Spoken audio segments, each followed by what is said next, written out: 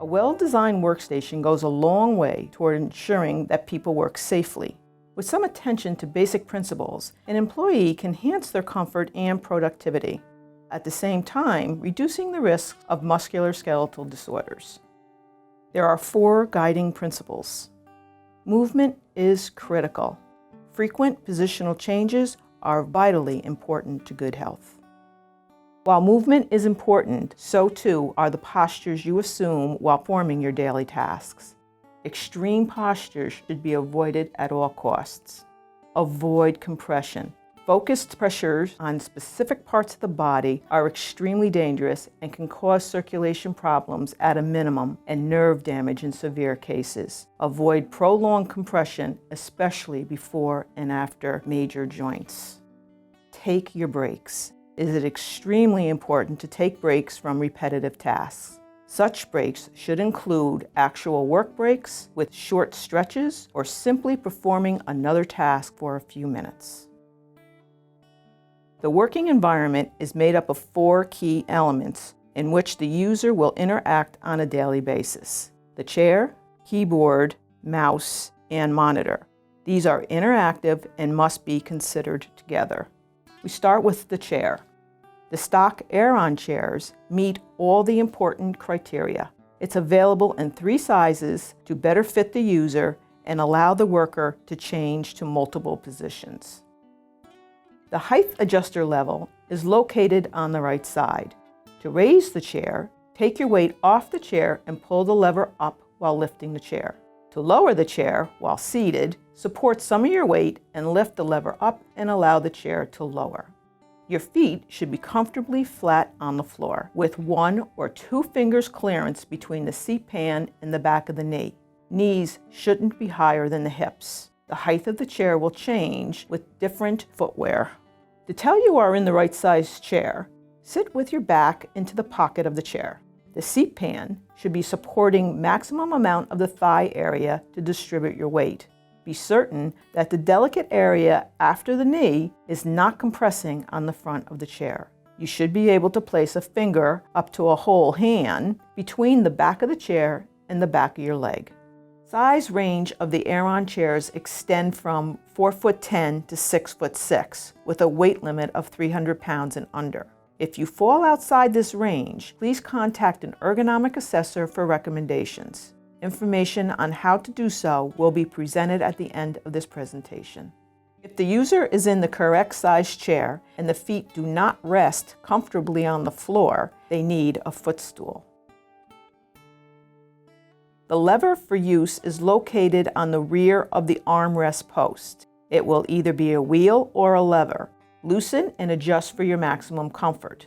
The long bones of the lower arm should be supporting you without any lift to the shoulders. Pull your shoulders down and slightly back and place the height of the armrest so that the long bones of the forearm are supported. No compression at the wrist or elbow.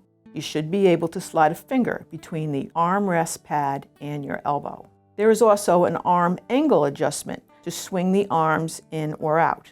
While seated, grasp the front end of the arm pad and pivot it to the left or right.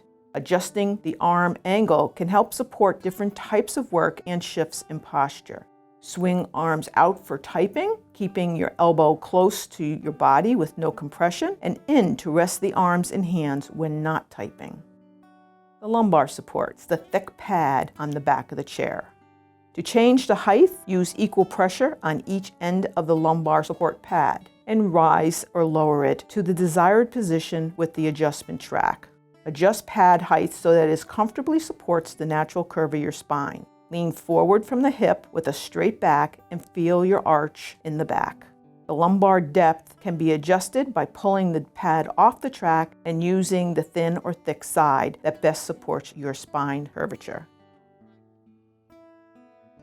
Use caution the first time to ensure safety. Support yourself. A great deal of research supports the idea of a wide hip range when seated. Opening the hip area to 110 to 130 degrees is more optimal, for it allows for better alignment and evens out pressure on the intervertebral discs. On the left side of the chair, you will see 2 levers. The rear lever releases the recline feature. This feature should be used according to body weight. You will be able to lean back and forward by shifting your weight. If the chair is too tight and you can't recline the chair, it needs to be loosened. If the chair reclines too easily, it needs to be tightened. The long stem turning knob on the right side of the chair with the plus and negative signs will adjust this feature. Turn to the positive direction, clockwise, to tighten the chair to support that feels good to you. Turn to the negative direction, counterclockwise, to loosen the tension. The reclining position should not reach its maximum bottoming out range. The reclining feature has a tilt limiter option. Lift the back lever on the right side to recline. You can lean forward, but limit the level of recline to stop where you like. This can be changed anytime by unlocking the back lever and readjusting. The Air-On chair also has a forward tilt position for sitting forward on the seat pan. It supports the thighs' declined posture. Use the front lever on the left side. Lean back and lift the lever all the way up, then lean forward.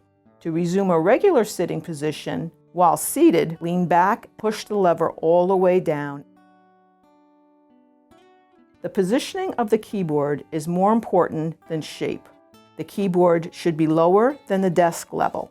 This will help eliminate contact stress at the wrist and reduce forward reaching. The angle of the keyboard should be slightly away in what is referred to as a negative slope. This allows the user's wrists to remain straight and the elbows to open up. Such positioning also allows for healthier seated posture. Palm support should only be used as a resting place between periods of typing. It should never be used as a place to rest the wrists, and never used to support the wrist while typing. Resting the wrists while typing is the #1 way to develop carpal tunnel syndrome. Our adjustable keyboard trays enable users to change positions frequently. The mouse should be within a neutral reach zone, on the same level as the keyboard. A larger and flatter surface is preferable. The wrist should be straight. The shape of the mouse is critical. Avoid a mouse design that causes the hand or the fingers to bend sideways or up just by grasping the device. Keep compression off the wrists, being aware of any tingling sensation in the mousing hand, and be prepared to change hands as needed. You can position yourself with the support to your lower arm and use the mouse without compressing or contorting the fingers and wrist. Use all the above information for the correct positioning. Because our bodies follow our hands and eyes, it's critical to properly position the things we look at during the workday. The top of the text should be at or slightly below eye level. Anything higher than that will lead to neck and shoulder strain. Follow your chin. The chin should be parallel to the floor. If your chin is raised, the monitor is too high. If the chin is down, the monitor is too low. Adjust the monitor height accordingly as you change positions and postures. While the majority of work will be done sitting down, it's imperative that the monitor be most correct in this position.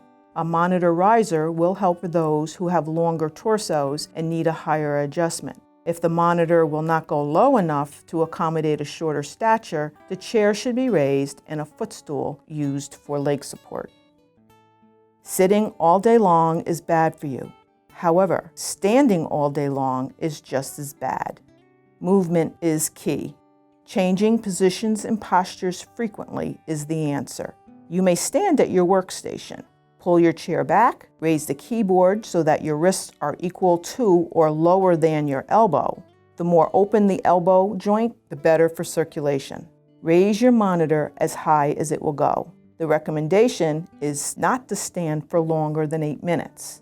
Do not lock your knees, have heels higher than 1.5 inches, or stand still. This would be the time to move your body around, bend the knees, roll the shoulders, twist the torso, and etc. Monitor height will not always be optimal while standing. However, due to the relatively short time span, it's okay for the head to be slightly lower.